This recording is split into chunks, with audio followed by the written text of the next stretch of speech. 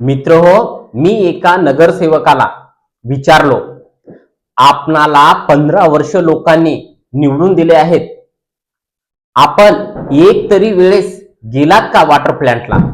ज्या ठिकाणाहून तुमच्या मतदारांना पाणी शुद्ध करून येते त्या ठिकाणी.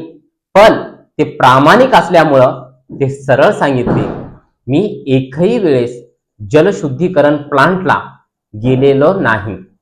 मी त्या ठिकाणी काही कर्मचाऱ्यांना सहज विचारलं करडखेडमध्ये, आपले मुख्य अधिकारी नगर परिषदेचे या ठिकाणी कधी येतात का?